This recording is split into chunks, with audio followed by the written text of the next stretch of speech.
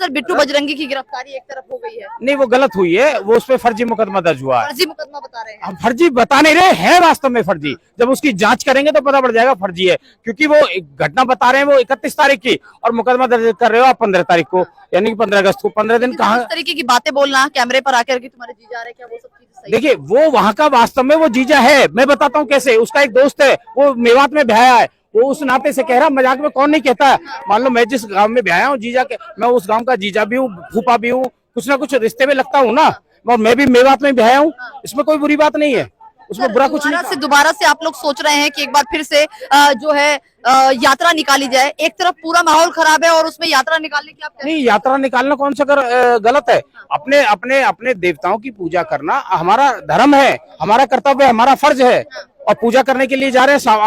28 तारीख को सावन का आखिरी सोमवार है, तो वहाँ जल अभिषेक करना है, और वो यात्रा अधूरी रह रही थी, इसलिए हम पूरी करना चाहते हैं। लेकिन सर मुस्लिम साफ तौर पर ये भी कह रहे हैं कि हमें जानबूझकर टारगेट किया जा रहा है, उस पर आप क्या कहेंगे? मुस्लिम कह रहे टारगेट, अरे भाई गोली हमारे लोगों को लगी, गाड़ियां हमारे लोगों की जली, हमारे लोग घायल हुए।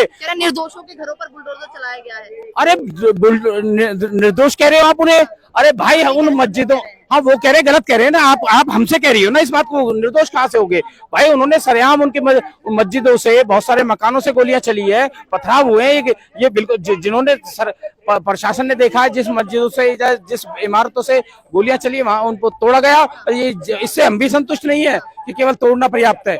भाई उन लोगों के खिलाफ मुकदमा दर्ज करना जरूरी है जो वास्तव में इस पूरे गेम के मानेसर का भी नाम आ रहा है कि गलत आ रहा है। उसने कोई दंगा नहीं भड़काया भाई, ये लोग तो भड़काए हैं, उन्हें क्या भड़काना है। मैंने अपना बचपना बनारस में देखा है, ऐसा कोई मकान नहीं था जिसमें मंदिर ना होता हो। तो तुम कहते हो कि हर जगह मंदिर, अगर यहाँ भी खोदोगे तो यहाँ भी मंदिर। हिंदुस्तान तो मंदिरों का देश ही रहा है भाई। माहौल खराब नहीं हो रहा क्या? भाईचारा तो हमें चाहिए।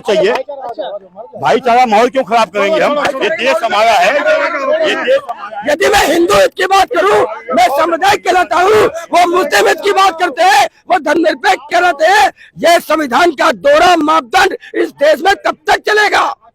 कब तक चलेगा? तो धर्मनिरपेक्ष कहता है। धर्मनिरपेक्ष कहता है। धर्मनिरपेक्षता का अर्थ क्या है? जो किसी धर्म को ना मानता हो, और सनातन धर्म कहता है जो धर्म को नहीं मानता वो अधर्मी है, वो विधर्मी है, और बार बार भारत भूमि को विधर्मियों से मुक्त कराया गया है। धर्मनिरपेक्ष नहीं तो फिर क्या है? ये वास्तव में वो सनातनी राष्ट्र है जिस राष्ट्र के अंदर केवल मानवता की पूजा की जाती है। ये नहीं कहा जाता है कि जो मेरे धर्म का नहीं वो काफिर है। तो जीव दया की बात करते हैं, हम चींटी जैसे प्राणियों की रक्षा की बात करते हैं, हम तो हिंसा की बात कर ही नहीं सकते।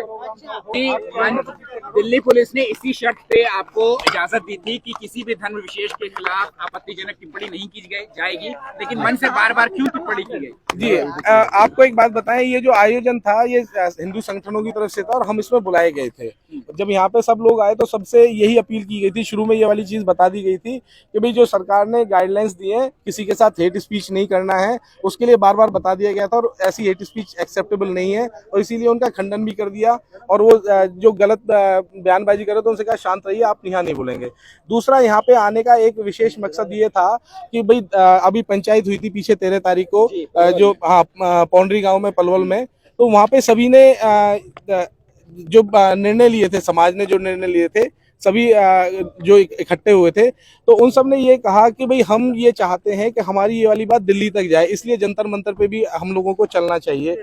जो उस पंचायत के निर्णय थे वो सब आपको मालूम है, वो पंचायत के निर्णय सरकार तक पहुंचे। दूसरा ये है कि उन सब ने एक विशेष निवेदन किया था वहां पे जितने भी लोग थे कि भाई जैसी घटना ये हुई है, भाई लोगों को लगभग 5-6 घंटे बंधक बनाया गया है, 75वीं वर्षगांठ मना रहा है देश, और उसके बाद हम लोग ऐसी अवस्था में पहुंच जाए कि गोलियां चल रही हैं, और इस तरह से नहीं होना चाहिए था। ऐसी घटना किसी के साथ भी कहीं ना हो। ये देश की जो राजधानी में बैठे उनको कहा जाए कि उनकी जिम्मेवारी बनती है कि जिसके लिए 5-7 दिन पहले सारी प्लानिंग चल रही थी, उसके बाद सरकार क्यों फेल हुई। जिसकी गलती थी वो सब दोषी हैं, उन सब के ऊपर कार्रवाई होनी चाहिए, चाहे वो शासन में, प्रशासन में या समाज में है।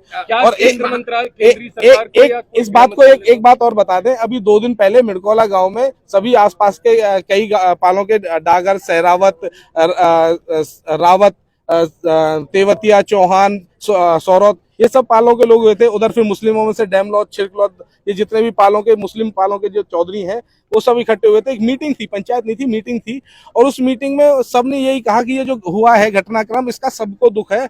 और सारे हिंदू और मुस्लिमों ने बैठ के वहां मीटिंग में यही कहा कि ये हमारे भाईचारे को जो खराब करने वाले लोग हैं, ये कुछ लोग हैं, वो किसी विशेष प्रयोजन से ये सारा काम कर रहे हैं।